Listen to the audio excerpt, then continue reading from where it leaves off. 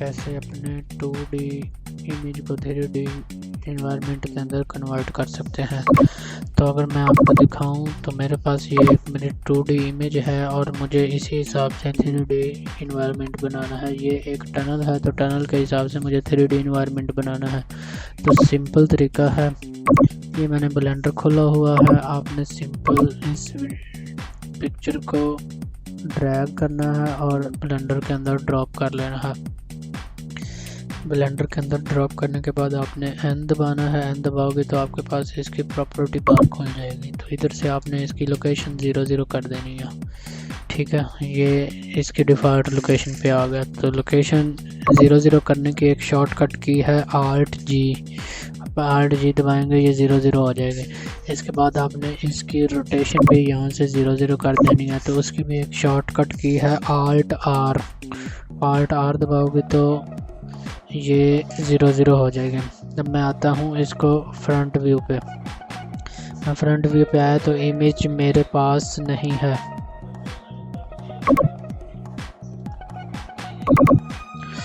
तो पिक्चर मेरे front view पे नहीं आ रही, तो मैं क्या करूँगा, सिंपल ये चूँकि एक्स एक्सिस पे है तो मैं इसको एक्सिस पे 90 पे रोटेट कर लूँगा। तो ये मैं जब फिर फ्रंट व्यू दबाऊँगा, फ्रंट व्यू पे आऊँगा तो पिक्चर मेरी कुछ इस तरह से दिखेगी। तो इसके बाद ये मेरा क्यूब है, ये क्यूब को मैं फ्रंट पे लेके आऊँगा। ये क्यूब मेरा पिक्चर के आधा उस साइड पे है, आधा उस साइड पे है। तो मैंने इसको एक साइड पे लेके आना है। तो क्यूब मेरे की डिमेंशन 2 मीटर है, तो मैं इसको y एक्सिस पे -1 लिखूँगा। तो ये मेरे क्यूब के पिक्चर के फ्रंट पे आ जाएगा, ठीक है।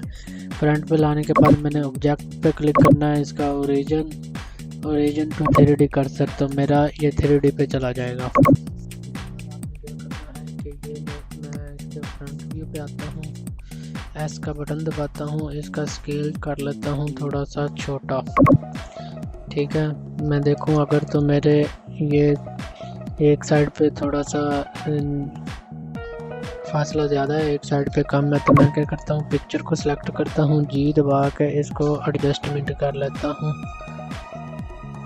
ये मैंने पिक्चर को एडजस्टमेंट कर लिया, ठीक है। इसके बाद मैंने क्यूब सेलेक्ट किया और फिर मैं दबाऊंगा एस और इसके बाद वाई का बटन दबाऊंगा। इसका मैं अपनी मर्ज़ी से कोई 5 मीटर के करीब साइज़ लिख लूँगा। इधर मैं इसका साइज़ चेंज कर देता हूँ जी 5 मीटर, ठीक है। ये मैंने साइज़ लिख दिया, आप साइज़ कम ज़्यादा भी कर सकते हैं, कोई मसला नहीं है इसमें। इसके बाद मैं आया फ्रंट व्यू पे, उसके बाद मैं गया जी एडिट मोड में जाकर मैंने फेस सिलेक्शन मोड पे क्लिक किया। ये फेस सिलेक्ट किया, डिलीट का बटन दबाया, ये फेस डिलीट कर दिया। इसके बाद ये फेस सिलेक्ट किया, डिलीट का बटन दबाया, ये फेस डिलीट कर दिया। तो मेरे पास क्यूब कुछ इस तरह से आ जाएगा। तो इसके बाद आपने क्या करना है, सबसे पहले आपने इसके ये चारों वर्टेक्स सेलेक्ट कर लेने हैं। इसके बाद मैं फ्रंट व्यू पे आया,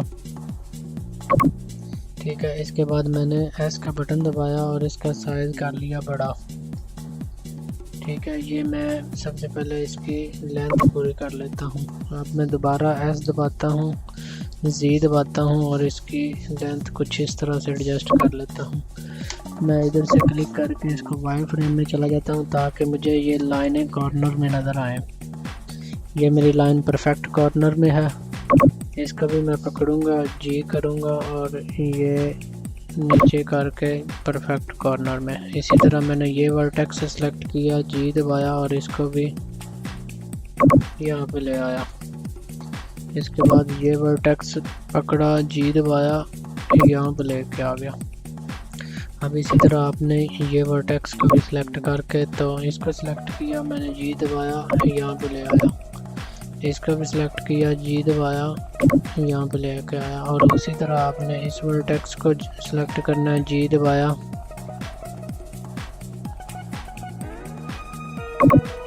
ये लाइन मैंने देख ली, ये लाइन सीधी है और इधर से मुझे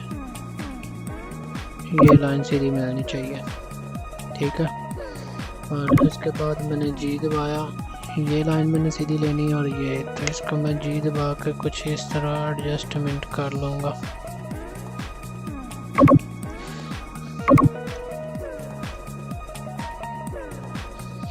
ठीक है, तो ये मेरी हो गई। अब मैं अगर इसका दोबारा सॉलिड व्यू में आऊँ तो मेरा कुछ इस तरह से ऑब्जेक्ट बन चुका होगा एक। ठीक है, मैं दोबारा वायर फ्रेम पे आया, इसकी एडजस्टमेंट की। अब मैंने क्या करना है, मैं कंट्रोल आर दबाऊंगा और ऊपर वाली साइड पे एज लूप ऐड कर लूँगा। तो उसके लिए मुझे ये होने चाहिए, मतलब 1 होना चाहिए, 3, 5, 7, 9 होना चाहिए। तो मैं अभी ये मेरे पास हो रहे हैं जी, कितने भी हो रहे हैं। ओके, इसके बाद मैं क्या करूँगा, सबसे पहले ये सेंटर वाला पकड़ूंगा, इधर से लाइन सिलेक्शन मोड में सेंटर वाला पकड़ा, जी दबाया, इसको मैं ऊपर ले गया। इसके बाद मैंने फिर इन दोनों को पकड़ा, जी दबाया, यहाँ पे ले आया, फिर ये पकड़ा, शिफ्ट दबा के ये सिलेक्ट किया, जी दबाया, इसको ऊपर ले गया। बस ये दोनों पकड़े, जी दबाया, कुछ इस तरह ले गया। इसके बाद ये दोनों पकड़े, जी दबाया, यहाँ पे ले गया। अब ये तकरीबन मेरे पास राउंड शेप में बन रहा। ठीक है, अब मैं दोबारा आ गया सॉलिड व्यू में। ठीक है, इसके बाद मैंने ए दबाऊंगा, सेलेक्ट ऑल करूँगा, इसके बाद यूवी अनरैप पे, इसके बाद यूवी अनरैप पे मैंने क्लिक कर देना। ठीक है, ये हो गया। इसके बाद आपने सिंपल इसको ऑब्जेक्ट मोड में आ जाओ, यहाँ पे आओ मटेरियल पे, यहाँ पे आपने बेस कलर में सिलेक्ट करना है इमेज टेक्सचर आ गया। ठीक है, अगर मैं मटेरियल प्रीव्यू में जाऊँ तो कुछ इस तरह से नज़र आ जाएगा।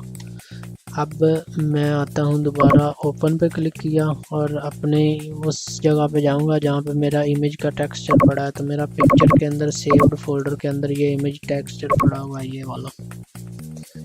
ठीक है, तो इसको मैं ओपन इमेज करूँगा तो वो मेरी इमेज इसमें ऐड हो जाएगी।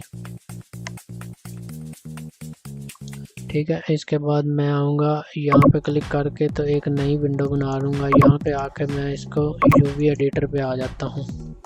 ठीक है, इधर से मैंने क्यूब सेलेक्ट किया हुआ है, इसको मैं आऊँगा एडिट मोड में।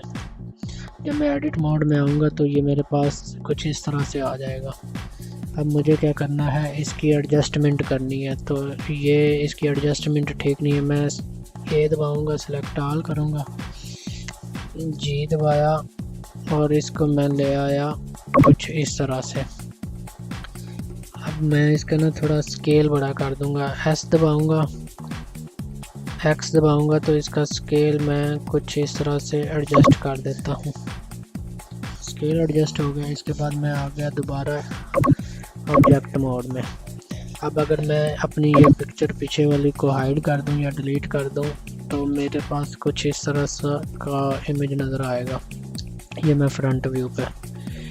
ठीक है, तो ये आप देख सकते हैं कि आपका वो 3D बन गई है वाल। ठीक है, अब मैंने इसका प्रीव्यू देखना है कि ये मेरा प्रीव्यू कैसे होगा। तो एक चीज़ और मैं बता दूं कि आपकी सीधी इमेज में ना विंडो इस साइड पे है, लेकिन इसमें मेरी विंडो इस साइड पे है। तो मैं क्या करूंगा, इसको सिलेक्ट करूंगा, एस दबाऊंगा, इसके बाद एक्स और -1 टाइप करके इंटर दबा दूंगा तो इसकी पोजीशन भी मेरी सही हो जाएगी।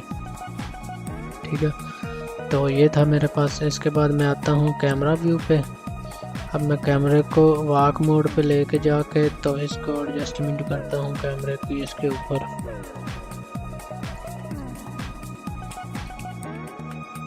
ये मैंने इसके ऊपर एडजस्टमेंट कर ली। अब मैं इधर से आता हूँ रेंडर इमेज पे। तो ये मेरे पास कुछ इस तरह से। अब इसके अंदर चूँकि लाइटिंग नहीं है इसलिए ये डार्क नज़र आ रहा है। तो आप इसके अंदर लाइटिंग शाइटिंग ऐड करके तो इसको प्रॉपर बना सकते हैं।